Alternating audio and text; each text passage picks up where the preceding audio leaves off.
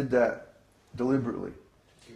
Yeah, to keep it more private, so that people can post things that are personal and not have to feel the whole world's looking over their shoulder. So if you want to post some personal questions on the forum, which I recommend actually, it's better than writing me an email, because that way everybody gets to benefit from the discussion. Everybody can see. So we would much rather that you post your questions, if you have extra questions, on the forum. I don't always get to read all the forums on the courses. Now, somebody mentioned that there wasn't a forum, a discussion forum on the course, but I think we added it's called Questions, Comments, and Feedback on the intro course. Now, another comment that we got is the courses are changing. Yeah, we're adding things sometimes, modifying things other times. The courses are a work in progress. It's more or less always going to be that way, because as we gain more experience in dealing with students, we're going to see that certain parts of the course work better than others, or there's some things that pretty much all of the students are having trouble with, and we need to rewrite that section and so on like that. So we're always going to be working on the courses, but because you have the key, you can always go back and check them and see if there's anything new or anything you missed. Like that. Whenever there's something updated, I tell the students about new stuff so they can go back and take the benefit of that. That's a good idea, yeah.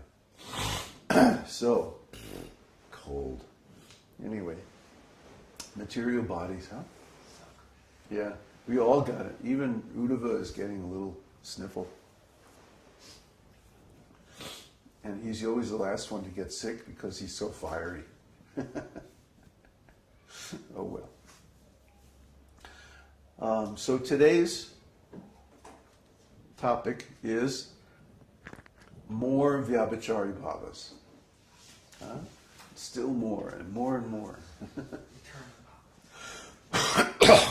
same we were doing last week, right? The ones that we were going to do last week, we'll do this week instead. Something happened last week. There was a mutiny. And anyway, it was very nice that they want to celebrate this Vyas Puja. We don't feel the need for all this stuff, this ceremony and all this stuff. It's like just the fact that the devotees are here and they're serving, and they are doing such a nice job of learning devotional service.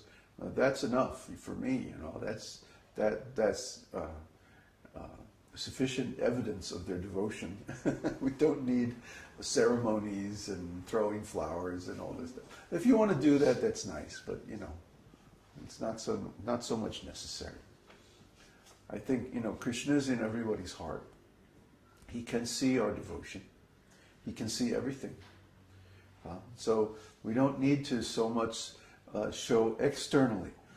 And when the focus is on Vaidhi Bhakti, maybe then everything has to be shown externally. But when the focus is on Raganuga Bhakti, devotion, spontaneous devotion, then it's not so much emphasis on showing or manifesting everything externally. The feeling in the heart is enough. Just like the story of the Sanodiya Brahmana. I love this story. I like to find an excuse to tell it. There was a Brahmana who was very poor. He didn't even have enough money to buy flowers and garlands and things like that, or what to speak of a deity, or all the paraphernalia used to worship the deity. So, thank you very much. But he very much wanted to worship the Lord in opulence. That was his mood. His mood was Vaikuntha, opulence.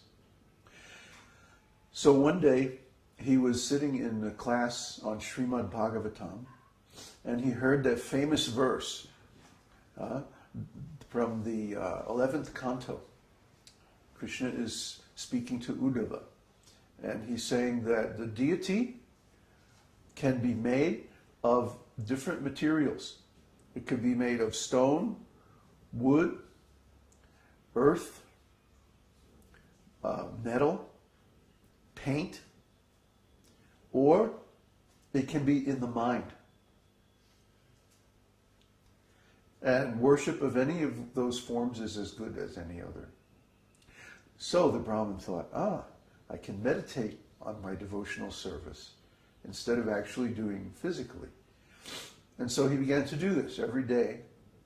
He would go to a secluded spot on the bank of a river, sacred place, and he would go into meditation, and he would imagine the most opulent worship of the Lord. And he was doing everything: cooking, cleaning, decorating the temple, dressing the deities, going on the altar, offering so many preparations and so many artiques and different kinds of worship, and all with the finest ingredients and gold and silver paraphernalia and jewels and so forth. So he went on in this way for many years, quite happily. And one day he was meditating on cooking sweet rice. So in sweet rice, there's a trick to sweet rice. Huh? Want me to tell you the trick? Yeah?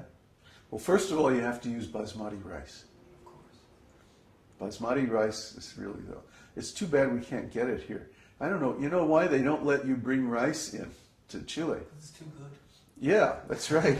Their local rice here is very bland. It just doesn't have any flavor. I guess we're spoiled.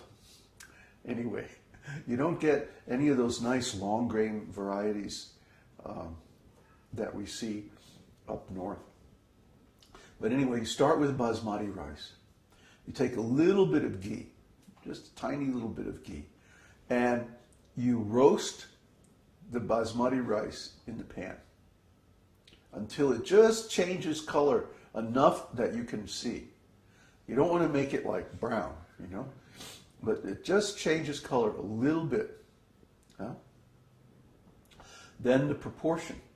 The proportion has to be 1 part of rice to 8 parts of milk. Very important. Yeah, everybody says that. Isn't that too much milk? Isn't it going to be like watery? No, trust me.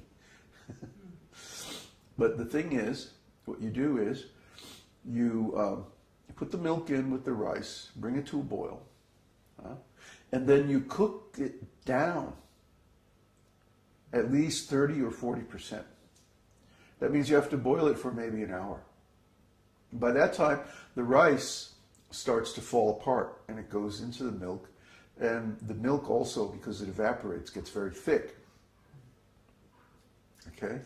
And then, he's lusting over it already.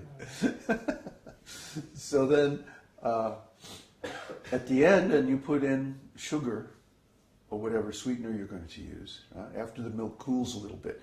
Especially if you're using brown sugar or honey as a sweetener. Don't put it in while the milk is very hot. You can curdle the milk. I've had this happen with certain types of brown sugar.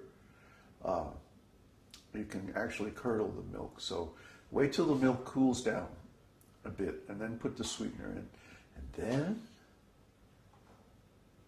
Very cool. Ready for the secret? Mm-hmm. A pinch of black pepper. Ew. You would never guess, would you? You would never guess. That's the secret. That's the secret to like nectar falling off your chair, sweet rice. Have you tried that? No, I haven't tried. Black pepper. Yeah, Pishima showed me that. Who? Prabhupada's sister, Pishima. Oh, right. Yeah, she used to make it that way. Wow. Yeah. And you notice a big difference. Oh.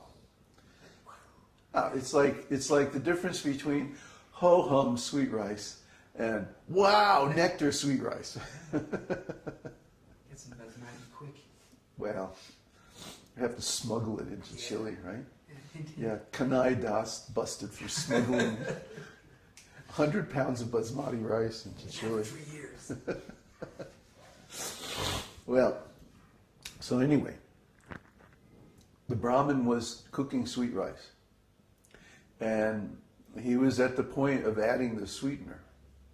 He wanted to make sure that the sweet rice had cooled enough. So he put his finger into the sweet rice. But it was still too hot. And it burned his finger.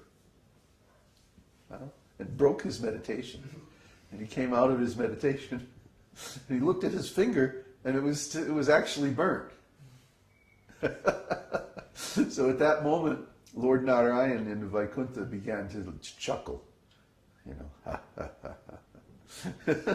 And Lakshmi asks him, "Oh, my Lord, what's so amusing?" He says, "You'll see." And he immediately sent a Vaikuntha airplane to go pick up